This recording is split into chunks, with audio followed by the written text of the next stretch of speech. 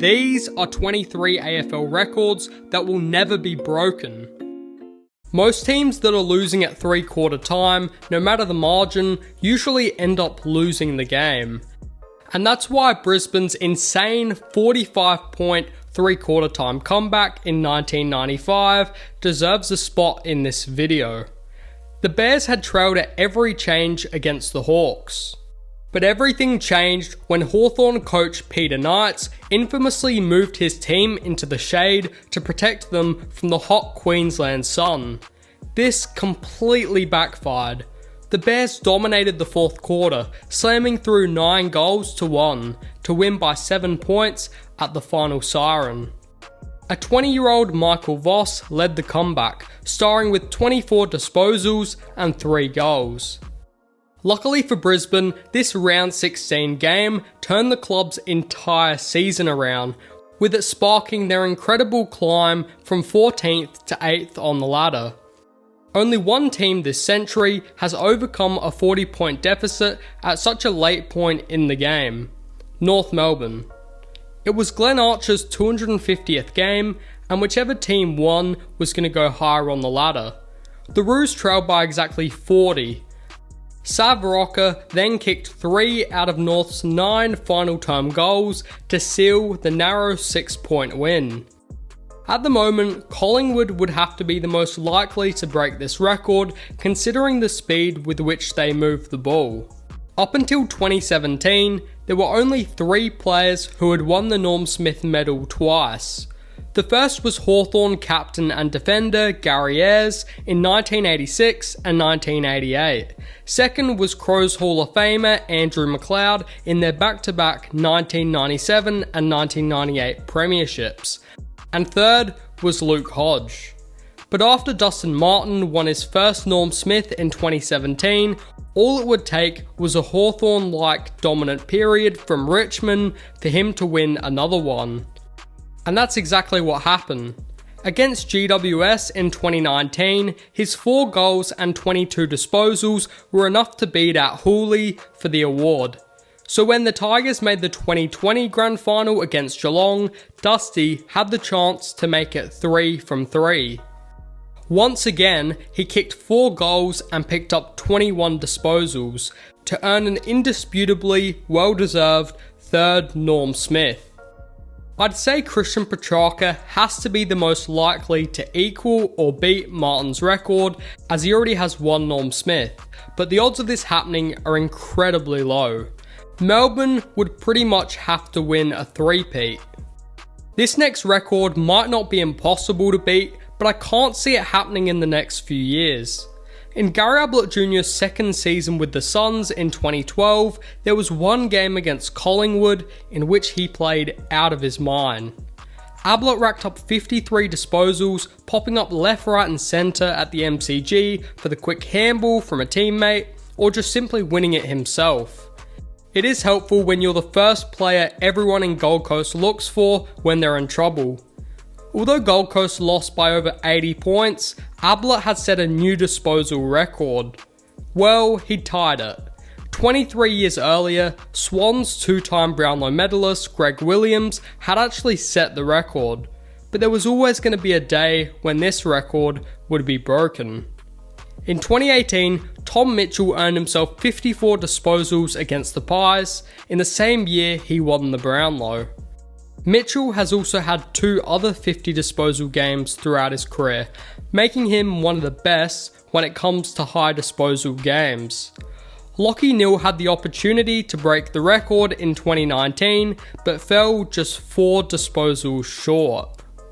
Collingwood's 29 consecutive wins against Hawthorn from 1925 to 1941. For 16 years, whenever the Magpies faced the Hawks, the result was the same, a Collingwood victory.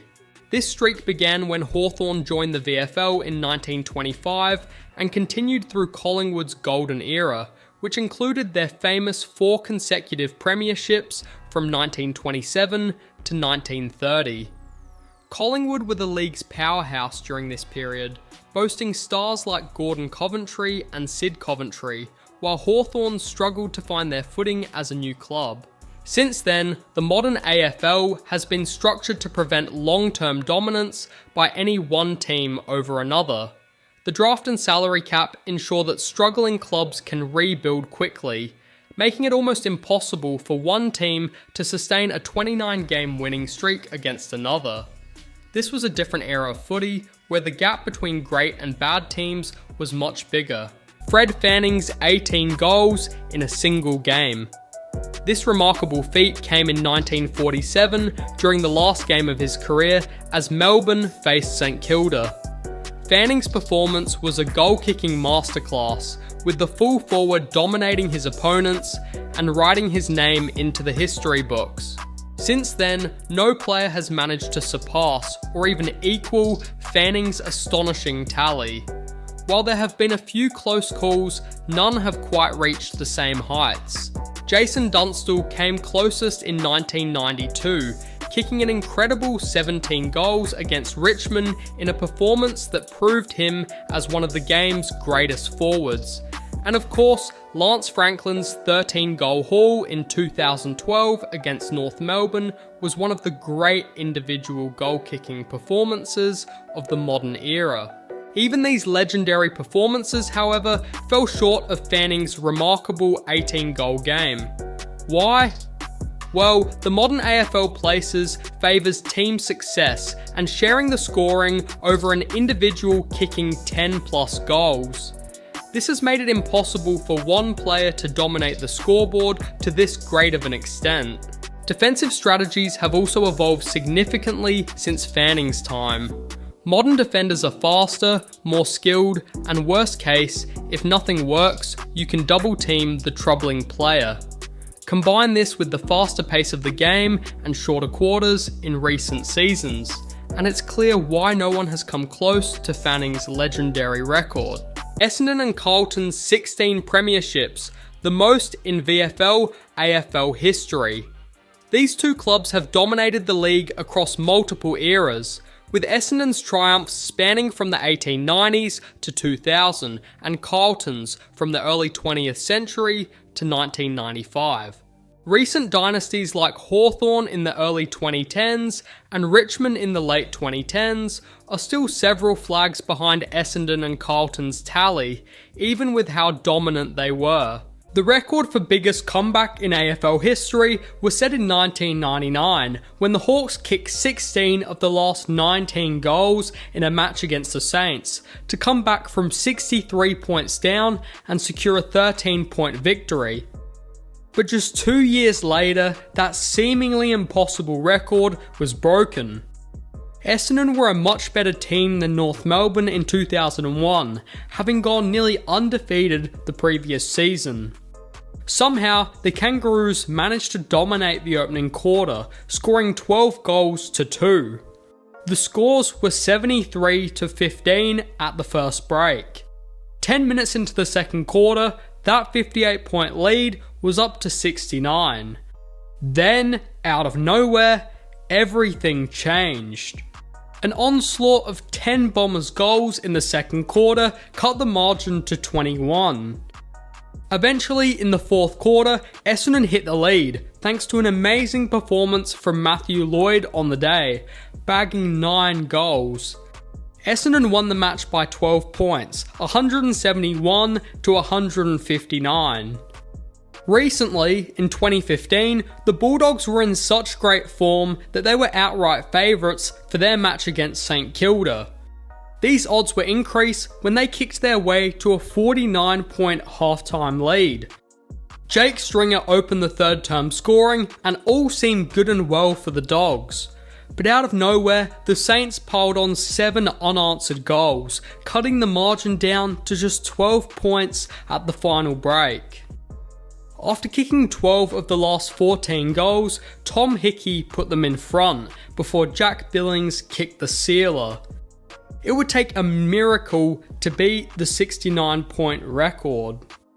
Our next record showcases how sheer grit and determination can produce defensive excellence. And that record is the most tackles in a single AFL game, achieved by Rory Laird from the Adelaide Crows. In round 18 of the 2022 season, Laird delivered a historic performance, registering an unbelievable 20 tackles against Collingwood. This surpassed the previous record of 19 tackles, held by North Melbourne's Jack Zeeble since 2016. Laird's tackling ability has always been a hallmark of his game, but this performance cemented his reputation as one of the league's greatest defensive midfielders. It wasn't just about the numbers, it was the impact of those tackles.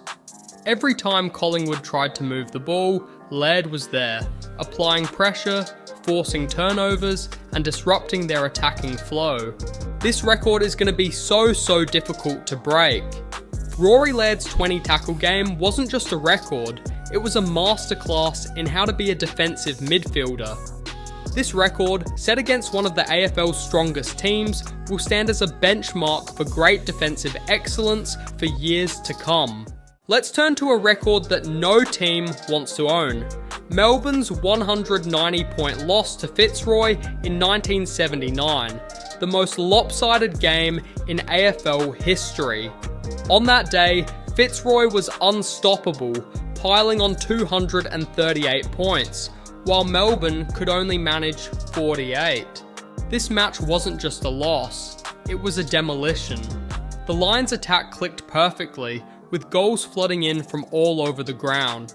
The Demons, on the other hand, simply couldn't compete. This record is untouchable because, for starters, the AFL nowadays is designed to prevent such mismatches in team skill. The draft system ensures that struggling teams have access to the best young talent, while the salary cap limits how much teams can spend on players. These measures have created a far more balanced competition. Modern coaching strategies also make 190-point thrashings highly unlikely. Even when teams are being outplayed, defensive structures and tactical adjustments can be used to prevent blowouts. A 190-point margin feels almost impossible in today's tightly contested AFL. Carlton and Richmond were the two best teams going into the 1972 final series. The two first met in the semi-final, with it ending in a 61-all draw, before the Tigers belted the Blues by 41 in the replay. They then faced each other once again for the biggest game of the year. This match broke the record for the highest scoring grand final in AFL history. Coach Keith Mackenzie's strategy to sacrifice some defensive ability in favour of attacking was genius. He knew Richmond would score over 100 points no matter what, and so Carlton probably had to pile on 120 plus to win. Neil Baum's 5 goals made him the Tigers' leading scorer, but Kevin Bartlett's scoreless performance offset this. The Blues, on the other hand, had 2 players, John Nichols and Robert Walls, both kick 6 goals won, while Alex Jesaulenko booted 7 goals straight. In the end, accuracy was the deciding factor. 28 goals 9 to 22 goals 18. Carlton ended up winning 177 to 150, forming a combined score of 327.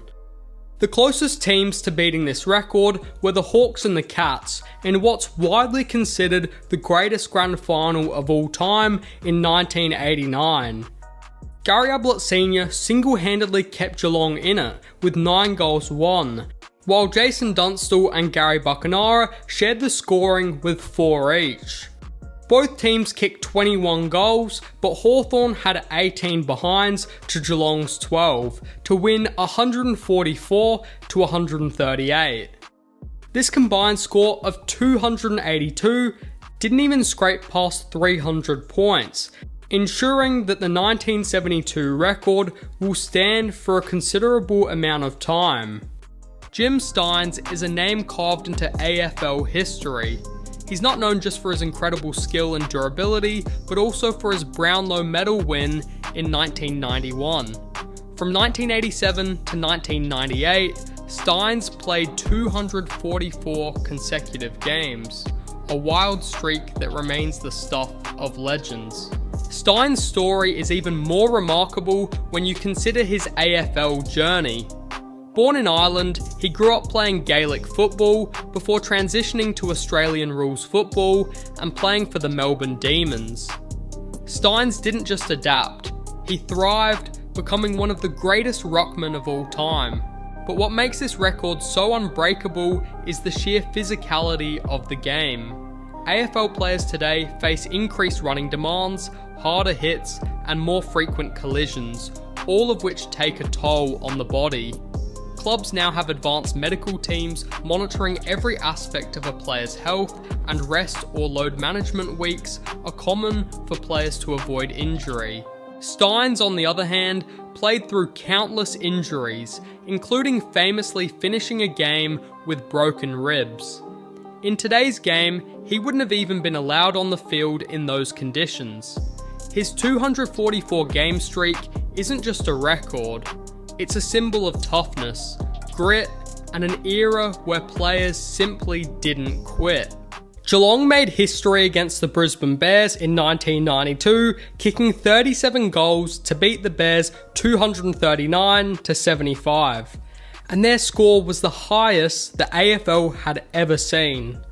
The previous record belonged to Fitzroy, who scored 238 points against Melbourne in 1979, but they'd been beaten by a singular point. Gary Ablett Sr. was the star of the show, finishing with 9 goals, but surprisingly, he nearly wasn't even the top goal scorer. 1991 number 1 draft pick John Hutton was crucial in the forward line, kicking 8 majors, which was 70% of the Bears' goals. Some AFL teams in recent times have given this record a run for its money, but just fallen short. In 2011, second place Geelong faced off against 11th Melbourne. It was always going to be a big win for the Cats, but it probably shouldn't have been record breaking. Except Steve Johnson kicked 7 goals and Cam Mooney and Tom Hawkins also put through 5 each. And that Geelong team was an absolute powerhouse who ended up winning that year's grand final relatively easily. It would take another team like them or the 1992 Hawks for this scoring record to be broken. Going into the 2016 season, the record for most AFL matches by a player was 426, belonging to 7-time Hawthorn Premiership player Michael Tuck. But because Harvey had played 19 seasons for North, missing only a handful of games throughout his time, the ex-Kangaroos captain was quite close to the record. It was round 19, 2016, and Boomer walked out on the ground for his 427th game, with much applause from North fans. The day was really special. In the fourth quarter, Lindsay Thomas took a mark in the square and unselfishly passed it off to Boomer, who capped off the 23-point win with his 512th career goal. Currently, the closest player to passing this record is Scott Pendlebury, with the ex-Pies captain on 388 games, and if he chooses to play on for another 2 years at the end of this season, he'll be in the box seat to break it.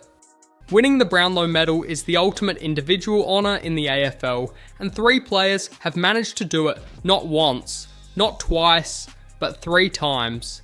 Hayden Bunton, Dick Reynolds, and Ian Stewart. Bunton won his Brownlows in 1931, 32 and 35, Reynolds in 1934, 37 and 38, and Stewart in 1965, 66 and 71. These players absolutely dominated their respective eras. Today, the competition is far more intense, with elite talent spread across all 18 teams. While modern stars like Patrick Dangerfield and Nat Fyfe have claimed 2 Brownlows, the depth of the competition and the demands of the modern game make a third win highly unlikely. In the 1980s and 1990s, Tony Lockett was an unstoppable force for St Kilda and Sydney. As one of the game's greatest ever forwards, he regularly averaged over 6 goals a game in his prime. Lockett retired at the end of 1999 with 1,357 goals, but bizarrely came back 3 years later, kicked 3 goals across 3 matches, and then left the game for good.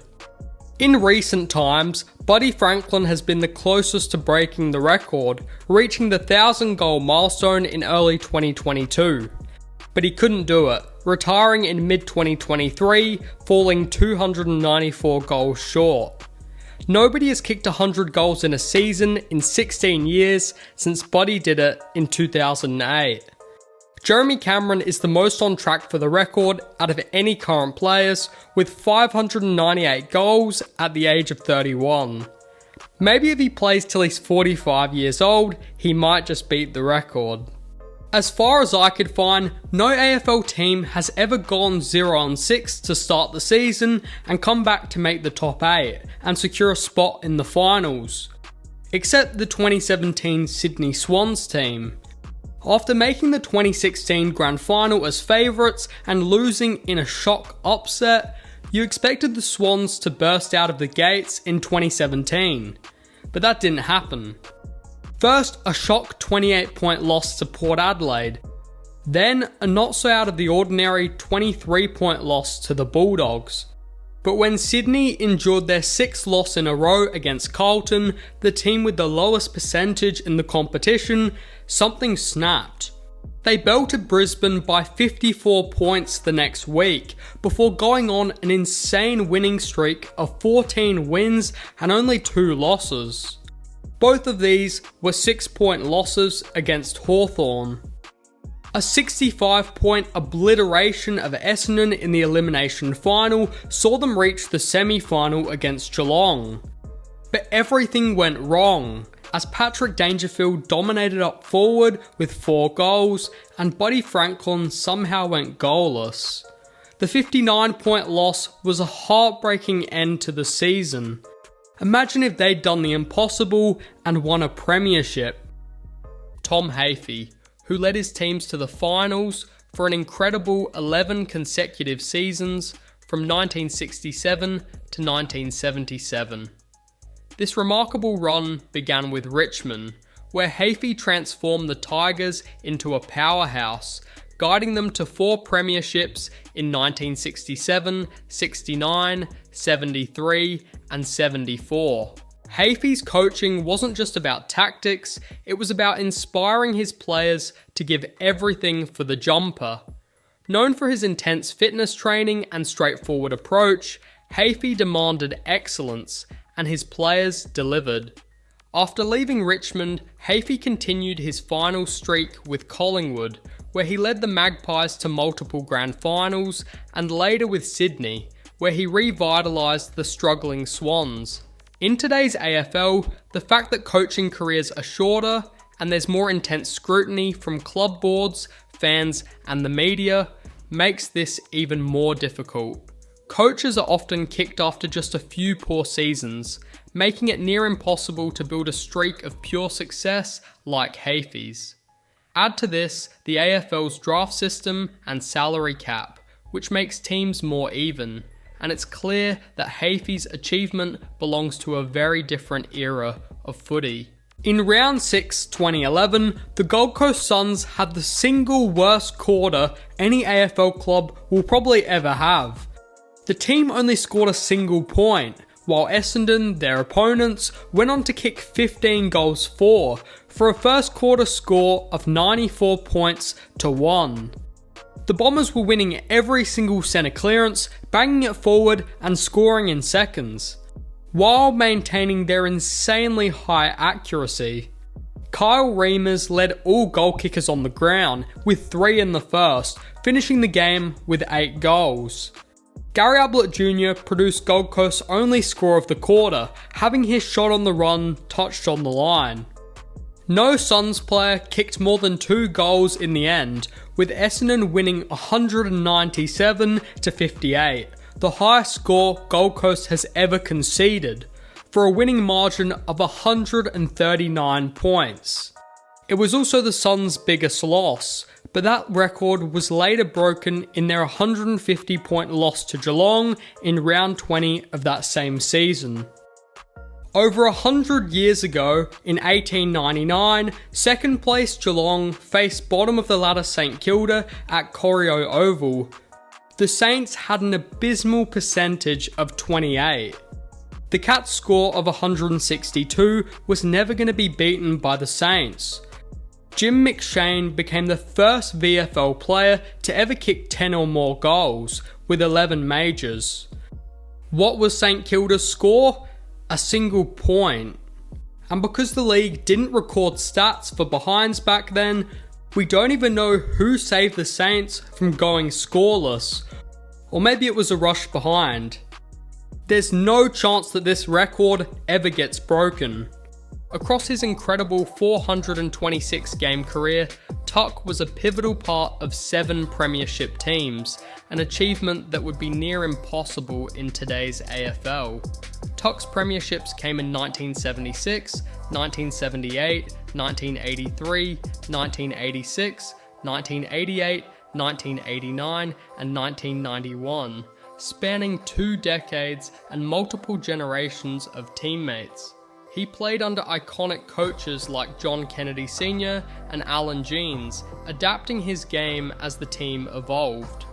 Tuck was known for his endurance, leadership, and versatility, traits that allowed him to thrive in one of the most competitive teams of all time. But why is this record so untouchable?